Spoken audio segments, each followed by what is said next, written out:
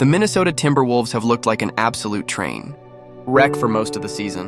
At 12-11 and doggy paddling over the surface of 500. As well as getting bounced from the NBA Cup with only 2 wins, they have been flirting with a wasted season. It was so bad at one point that it seemed like all it would take was just one more scene between Rudy Gobert and Julius Randle to finish the job. If that happens, which it very well still could not even Anthony Edwards, who is currently doing his best Black Spider-Man impression to keep the train from falling off the edge, is going to be able to save the day. But in all seriousness, the Timberwolves have looked like hot garbage several times this year after sending Karl-Anthony Towns to the New York Knicks. With Cat gone, a lot of fans, not only in Minnesota but league-wide, are beginning to wonder if the Minnesota Timberwolves made a horrific mistake of trading the wrong big man away. And in the offseason, it was very clear what the plan was. Karl-Anthony Towns was supposed to take over in the biggest series of his career versus the Dallas Mavericks, but he folded under pressure.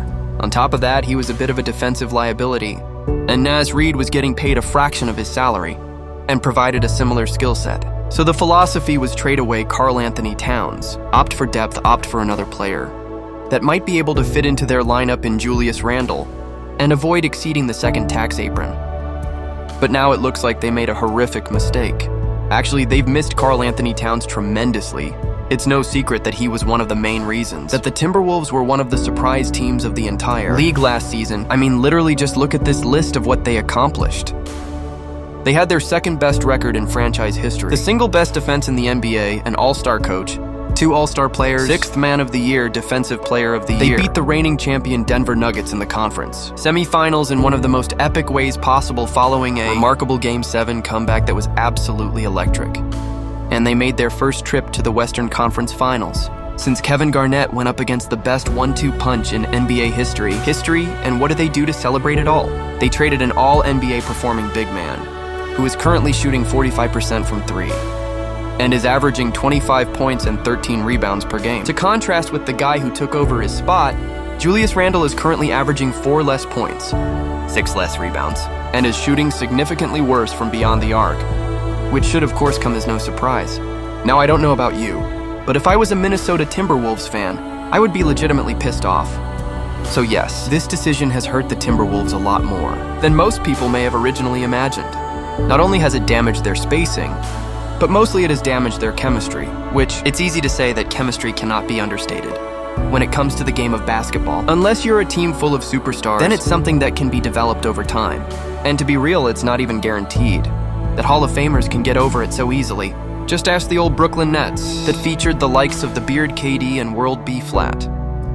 The truth is that it usually takes painful losses together in the playoffs, like those that the Wolves experienced last year against Dallas, for the core of a franchise to come together. Just look at the 2010 to 2011 NBA Finals, for instance, when Miami faced off against Dallas in LeBron's first year with the Heat. Sure, they made the finals, but they were going up against a team whose core had been together already, with Jason Kidd, Jason Terry, Sean Marion, JJ Barea, and Dirk Nowitzki all returning. They simply had the type of long-term chemistry together that the Miami Heat didn't. Dirk Nowitzki himself even mentioned that this was one of the main reasons that his Mavericks were able to pull off the upset. But this is something that the Timberwolves front office apparently didn't want to do, and so they pulled the plug, killed the experiment before it even got off the runway.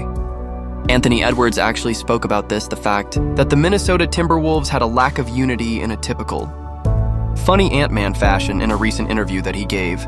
One thing we can look at to see the truth about this is the body language of the newly acquired Julius Randle in a recent 1-point victory versus the Los Angeles Clippers, which was very significant, by the way. This stopped a 4-game losing streak for the Minnesota Timberwolves. You can look at the entire Minnesota Timberwolves team celebrating and being overjoyed with one another, and at the same time, if you take a look at Julius Randle, he's casual. He's unconcerned and unbothered as he appears to walk off the floor.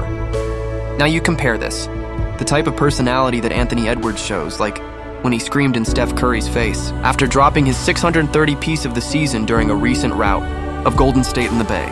With this type of behavior being exhibited from the team's best player, you can begin to see how Randle's lackadaisical nature could be at the root of Minnesota's slow start. And don't get me wrong, I'm not expecting everyone in the league to have the same competitive spirit as Anthony Edwards. But when you see him like this, it's not hard to imagine that if the Timberwolves come into another serious hiccup in the road, that it could wind up being a lot more explosive next time around. I mean, even Steph Curry looked at the Wolves superstar like he has a screw loose in that clip. However, with their recent signs of life, the Timberwolves have been able to climb out a little bit from the hole that they dug themselves in. Led by Anthony Edwards, they recently rattled off 4 in a row before splitting a 2-game series with the Warriors, but it goes way deeper than his performance on the court for why they've begun turning it around. Ant Edwards is truly becoming a leader in front of our very own eyes. He's beginning to show no signs of maturity and is learning how to navigate the different personalities that comprise a locker room.